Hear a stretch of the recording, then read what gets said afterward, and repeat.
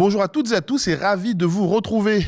Vous nous regardez sur YouTube, sur notre site internet, sur votre Freebox et peut-être bientôt sur la TNT francilienne. Et comme nous ne pouvons ni compter sur le Père Noël ni sur les milliardaires, soutenez notre campagne de fin d'année en faisant un don sur campagne.lemediatv.fr. Au sommaire de cette édition, nous ferons un point sur l'actualité nationale et internationale.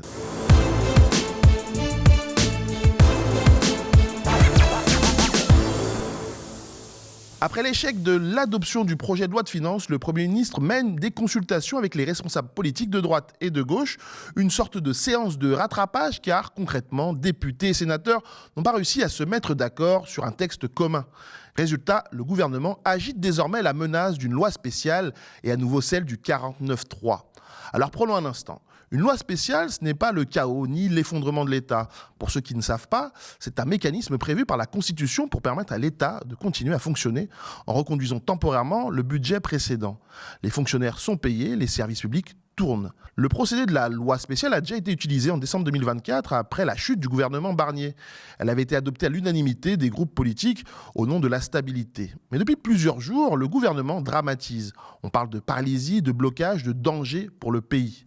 Cette stratégie n'est pas nouvelle, créer un sentiment d'urgence pour délégitimer le Parlement et préparer un passage en force. À la sortie des consultations de la journée, Sébastien Lecornu a surtout cherché à convaincre les socialistes. Mais pour Olivier Faure, le compte n'y est pas. Je cite « On a face à nous malheureusement une droite qui n'a pas compris dans quelle logique elle devait se situer et qui refuse toute forme de compromis. » Mais certains sont convaincus que le PS est le maillon faible de l'opposition. Philippe Juvin des Républicains, rapporteur du budget à l'Assemblée nationale, a dit sur BFM TV « Je pense que le Parti socialiste sera d'accord pour un 49.3, ce sont des gens responsables. » Ils souhaitent la stabilité, ce sont des gens responsables. Donc je pense que le Parti socialiste sera d'accord pour un 49.3. Il faut simplement les traiter, regarder leur demande.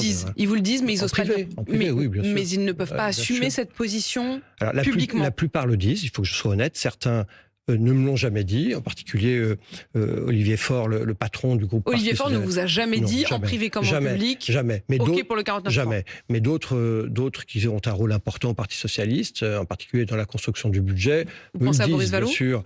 Je pense à d'autres députés qui le diront publiquement quand ils le souhaiteront. Donc vous ne voulez pas outer en quelque sorte Boris Vallaud. Moi je suis rapporteur général du budget, je mets autour de la table des gens qui pensent un peu différemment, j'essaye de faire en sorte que ça se passe bien. Objectif évident de la droite, diviser l'opposition, isoler les forces les plus critiques et reprendre la main sans modifier le fond de sa politique. La question centrale reste donc la même. Qui bloque réellement la situation ? Un Parlement qui débat et refuse un budget inchangé ou un gouvernement qui refuse toute inflexion et brandit le 49.3 comme une solution permanente ? Mais pour le gouvernement, en tout cas, une seule mission, que la loi de finances soit adoptée au plus tard fin janvier, y compris, selon Amélie de Montchalin, avec quelques hausses d'impôts, une des demandes notamment du Parti socialiste. Et tout ça, c'est une affaire à suivre. Un des dommages collatéraux de l'échec de la commission mixte paritaire est peut-être la fin d'un magazine de référence. Le gouvernement et le Sénat envisagent la vente, voire la liquidation du magazine 60 millions de consommateurs.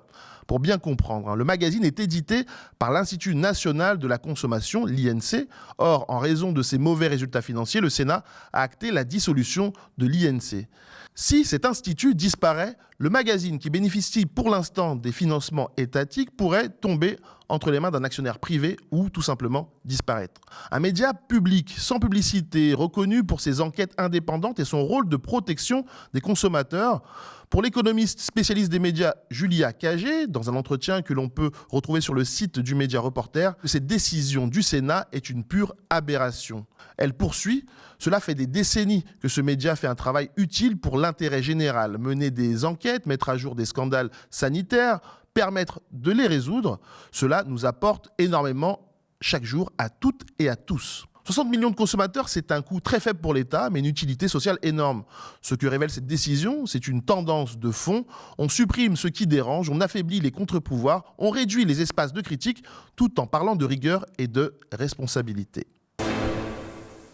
Autre front important pour le gouvernement. La colère agricole, toujours bien réelle malgré un recul apparent de la mobilisation, Ces derniers jours, les actions se sont réduites, notamment à l'approche des fêtes, mais des points de blocage persistent, en particulier dans le sud-ouest. Les agriculteurs sont toujours très remontés contre la politique gouvernementale d'abattage massif des bovins en cas de dermatose nodulaire contagieuse.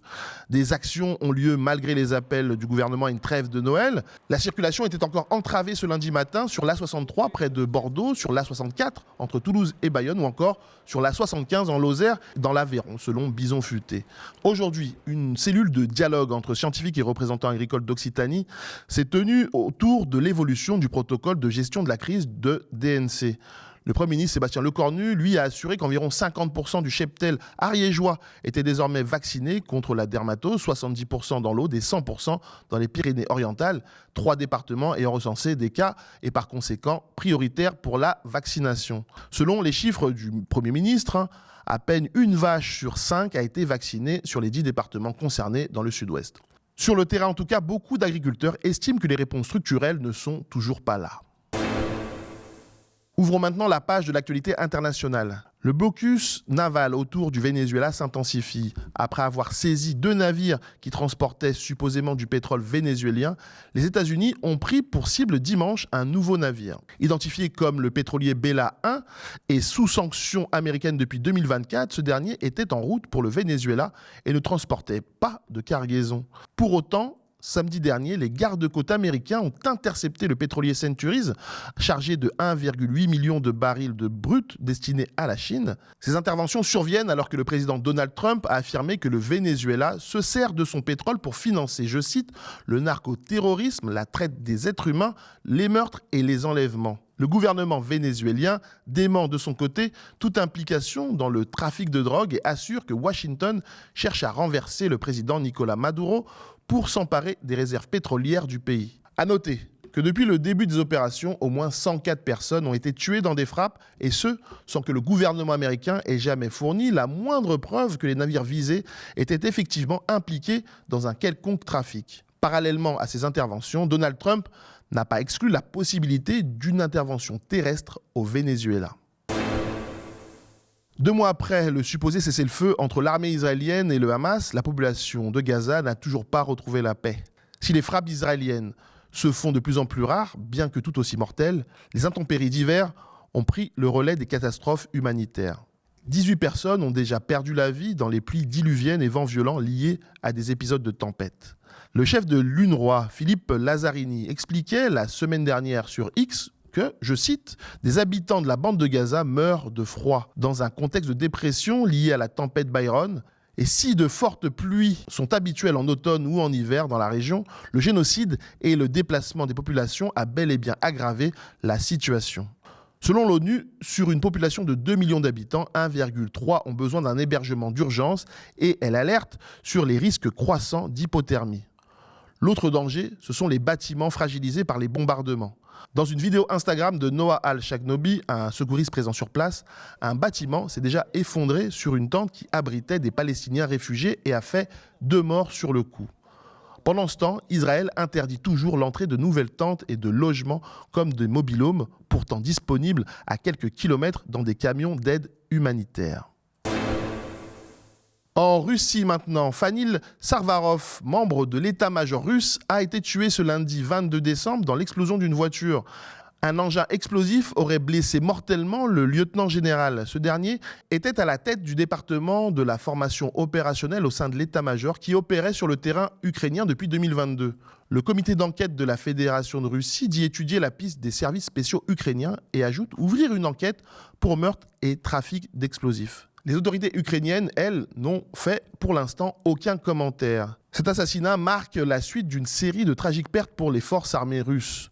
En avril dernier, le général Yaroslav Moskalik, chef adjoint de la direction générale opérationnelle de l'état-major russe, avait été tué dans des circonstances similaires. Plus tôt encore, en décembre 2024, une trottinette électrique piégée avait coûté la vie au commandant des forces russes de défense radiologique, chimique et biologique, Igor Kirillov.